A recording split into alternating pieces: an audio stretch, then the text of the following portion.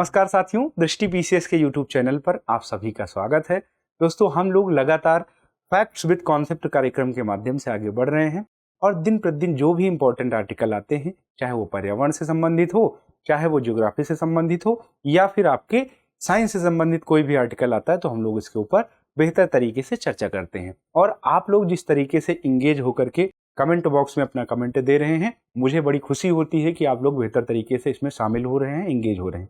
तो आज हम लोग एक इम्पॉर्टेंट सेशन के ऊपर चर्चा करने जा रहे हैं, कि इम्पॉर्टेंट टॉपिक के ऊपर चर्चा करने जा रहे हैं, जिसको आप देख पा रहे होंगे, डीप सी माइनिंग। पर्यावरण का बेहद इंपॉर्टेंट टॉपिक है दोस्तों, चाहे वो मेंस स्तर की परीक्षा हो या प्रारंभिक स्तर की परीक्षा हो, इसमें से क्वेश्चन बनते ही बनते हैं।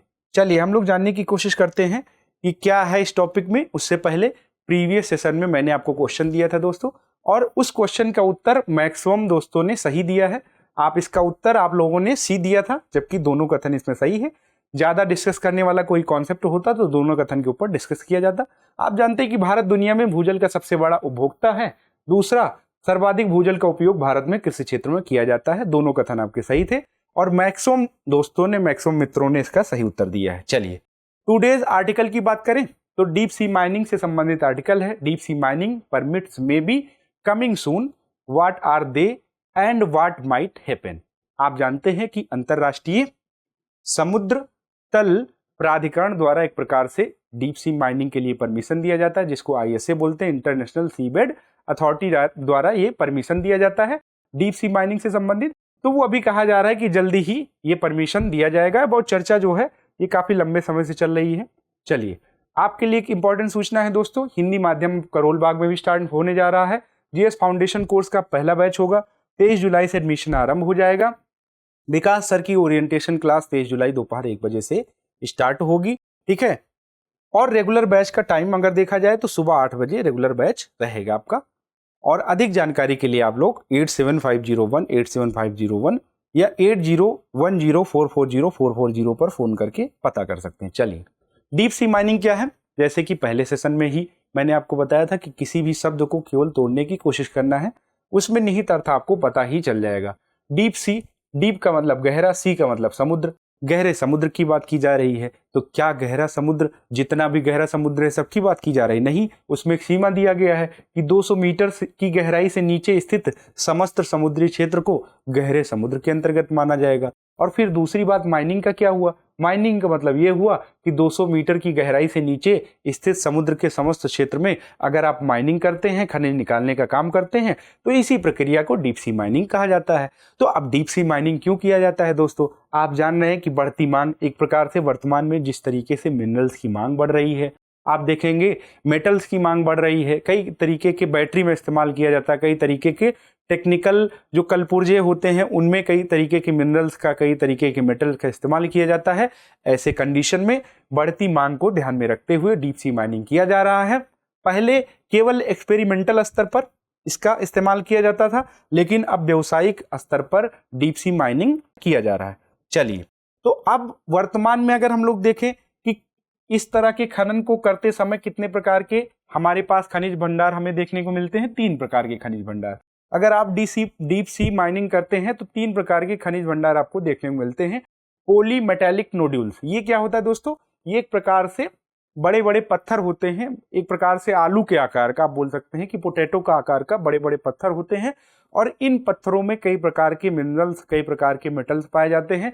इनको एक प्रकार से निकाला जाता है और इनमें से मेटल्स को और मिनरल्स को भी निकाला जाता है। तो ये एक प्रकार से बड़े आकार के, आलू के आकार के एक प्रकार से पत्थर होते हैं, ठीक है। अब इसको प्राप्त करने के लिए आपको औसत गहराई 4000 से 6000 मीटर तक नीचे जाना पड़ेगा, तब आपको पॉलीमेटेलिक मॉड्यूल्स प्राप्त होंगे। क्या मिलेगा आपका, निकल मिलेगा, तांबा मिलेगा, कोबाल्ट, मैंगनीज वगैरह जितने भी मेटल्स हैं वो प्राप्त होंगे।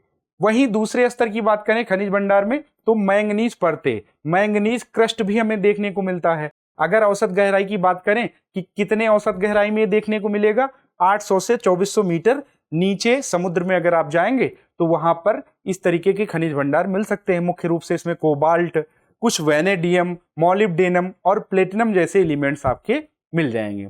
सल्फाइड डिपोजिट्स की बात करें तो 1400 से लेकर के 3700 मीटर गहरे स्थान में जाना पड़ेगा, तांबा, सीसा, जस्ता और यहाँ तक कहा जा रहा है दोस्तों कि सोना चांदी भी मिलता है। ठीक है, तो 3 प्रकार के खनिज भंडार हैं।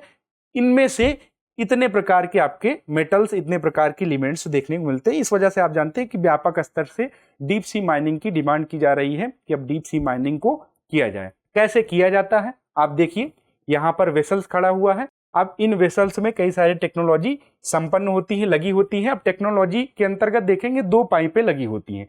एक आपका राइजर पाइप होता है, दूसरा रिटर्न पाइप होता है। अब समुद्र के नीचे गहराई में दोनों पाइपों को छोड़ी जाती है, डाली जाती है और डालने के क्रम में आप देखेंगे कि जो राइजर पाइप है इसमें से स्लरी लिफ्ट पंप इसको कहा जाता है। इसमें से जो सी फ्लोर का जो मिनरल्स होता है उसको कलेक्ट किया जाता है और कलेक्ट करने के बाद ऊपर खींचा जाता है पाइप के माध्यम से। फिर आप देखेंगे जब पाइप यहाँ पर पाइप के माध्यम से जो मिनरल्स आता है वो परिशोधित होने के बाद, उसका एक प्रकार से परिशोधित करने के बाद फिर उसमें से जो भी आप देखेंगे प्यून्स निकलता, प्यून्स मतलब एक प्रकार से कचरा जिसको बोल सकते हैं। परिशोधित होने के बाद कुछ ना कुछ कचरा या कुछ ना कुछ जो है जंक निकलता ही है। तो ऐसे कंडीशन में इस दूसरे वाले पाइप के माध्यम से सी बेड पर इसको छोड़ दिया जाता है। तो इसी वजह से दोस्तों कई सारे पर्यावरणविद इस बात को कह रहे हैं कि ये एक प्रकार से चिंताजनक स्थिति है अगर आप समुद्र में इस तरीके से माइनिंग करते हैं। सी इकोलॉजिकल सिस्टम आपका डिस्टर्ब हो सकता है।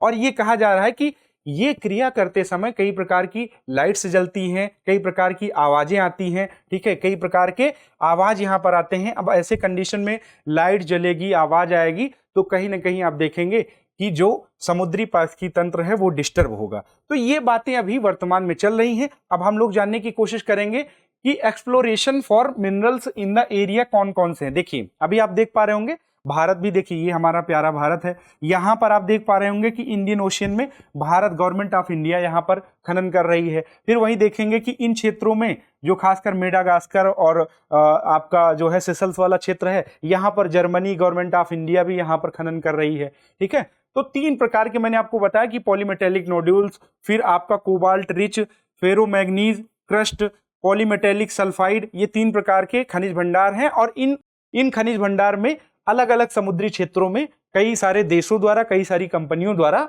खनन की प्रक्रिया की जाती है। और ये खनन किसके द्वारा, खनन करने का परमिशन किसके द्वारा दिया जाता है? मैंने आपको बताया कि इंटरनेशनल सी बेड अथॉरिटी द्वारा ये परमिशन दिया जाता है। तो कुछ पर्यावरणविदों द्वारा कहा जा रहा है दोस्तों कि अगर आप अत्यधिक खनन करते हैं तो इससे कुछ पर्यावरणीय चुनौतियां भी हमारे सामने आ सकती हैं। समुद्री जैव विविधता का ह्रास हो सकता है, उसके साथ साथ समुद्री पारिस्थितिकी तंत्र को भी गंभीर रूप से नुकसान पहुंच सकता है। दूसरी बात कहा जा रहा है कि मशीनों द्वारा जिस तरीके से समुद्र की तल में खुदाई और मापन किया जाता है उससे गहरे समुद्र के आवासों को भी नुकसान हो सकता है। और ये बात कही जा रही है कि प्रजातियों को भी नुकसान पहुंच सकता है। प्रजातियों में दोस्तों व्हेल, टूना, शार्क जैसी जो मछलियां हैं उनको खनन करते समय आप जानते हैं कि कई प्रकार की आवाजें निकलती हैं, जहाज से शोर मचता है, कंपन होता है, प्रकाश होता है। तो एक प्रकार से प्रदूषण के साथ साथ ईंधन एवं जहरीले उत्पादों को जो है समुद्र में छोड़ा जाता है। मैंने आपको बताया कि जब आप सी बेड से चीजों को, एलिमेंट्स को आप निष्कर्षण करेंगे, उसके बाद में फिर निष्कर्षण करने के बाद जब परिशोधन करेंगे, परिशोधन के बाद जो चीजें आप सी बेड में छोड़ेंगे तो वो एक प्रकार से जो है तरल और जहरीले पदार्थ होते हैं, जहरीले उत्पाद होते हैं। उनको छोड़ने के बाद में एक प्रकार से आप देखेंगे कि समुद्री इकोसिस्टम डिस्टर्ब होता है।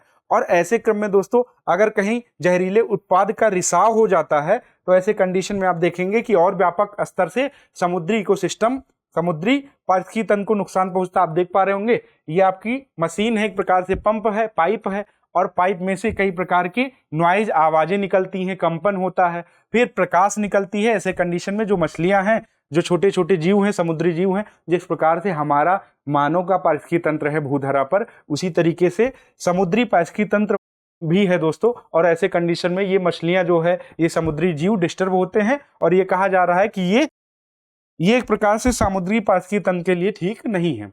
तो अब क्वेश्चन ये उठता है कि क्या आप सभी जगहों पर खनन की क्रिया कर सकते हैं? तो नहीं, ऐसा नहीं है। इसके लिए रेगुलेशन के लिए अंतरराष्ट्रीय समुद्र तल प्राधिकरण है, मैंने आपको बताया ISA है। और ये एक प्रकार की संयुक्त राष्ट्र convention on the law of sea के तहत गठित एक एजेंसी है। इसका गठन 16 नवंबर 1994 को किया गया था। ये एक स्वायत्त और अंतर सरकारी निकाय है दोस्तों। प्रत्येक देश के विशेष आर्थिक क्षेत्र, तटीय देशों के आसपास का 200 समुद्री मील के क्षेत्र के बाहर देशों के गहरे समुद्र में खनन उद्यमों को नियंत्रित करता है ये, और ये एक प्राधिकरण खनन में रुचि रखने वाले कंपनियों और देशों को परमिट देता है। देखिए यहां पर मैंने एक शब्द का इस्तेमाल किया, विशेष आर्थिक क्षेत्र, जो तटीय देशों के आसपास का 200 समुद्री मील का क्षेत्र होता है। इसको हम लोग देखने की कोशिश करते हैं। देखिए ये आपका टेरिटोरियल सी है जो 12 मील के आसपास होता है। दूसरा कॉन्टिजियस जोन है आपका 24 मील के आसपास। एक है आपका exclusive economic zone 200 nautical mile के आसपास होता है, और इसमें किसी भी राष्ट्र का अधिकार होता है। इससे आगे अगर आप जाएंगे, इससे आगे जाएंगे तो वहां पर जो है ISA से परमिशन लेना पड़ता है किसी प्रकार की माइनिंग करने के लिए। आप ये भारत के संदर्भ में देख तो यहां पर स्पेशल इकोनॉमिक जोन ये आपका दिखाई पड़ रहा है, या फिर इसको एक्सक्लूसिव इकोनॉमिक जोन भी कहते हैं। 200 नॉटिकल माइल के अंतर्गत ये आता है। ठीक है, तो ये चीजें हैं आपके सामने। अब हम लोग आज देखेंगे कि अभ्यास प्रश्न हमारा क्या है। दोस्तों निम्नलिखित कथनों पर विचार करें। पहला कथन आपका है, समुद्र का वो भाग जो 200 मीटर की गहराई से नीचे स्थित है उसे गहरे समुद्र या डीप सी के रूप में जाना जाता है। दूसरा कथन है आपका दोस्तों, इस क्षेत्र में खनिज संसाधनों से संबंधित सभी गतिविधियों की निगरानी अंतरराष्ट्रीय समुद्र तल प्राधिकरण ISA द्वारा की जाती है। दोनों कथन आपके सामने हैं, आपको विचार करना है कि कौन सा कथन सत्य है। आपका विकल्प है A केवल एक, विकल्प B है केवल दो, विकल्प C है एक एवं दो दोनों, या विकल्प D है ना तो एक और ना ही दो। तो ये आपके सामने दोस्तों आज का डिस्कशन रहा। इसका उत्तर हम लोग आगे आने वाले सेशन में करेंगे, चर्चा करेंगे, बताएंगे कि इसका उत्तर सही क्या है। दोस्तों मुझे आशा है कि ये सेशन आपको बेहतर तरीके से समझ में आया होगा। तो जिस तरीके से कमेंट बॉक्स में आप लोग कमेंट कर रहे हैं, मुझे पूरा विश्वास है दोस्तों कि आपको बेहतर तरीके से ये सेशन अच्छा लग रहा होगा। इस तरीके से ये सेशन समाप्त होता है दोस्तों। फिर मिलते हैं किसी नए टॉपिक के साथ अगले सेशन में। तब तक के लिए आप लोगों को धन्यवाद। Thank you so much.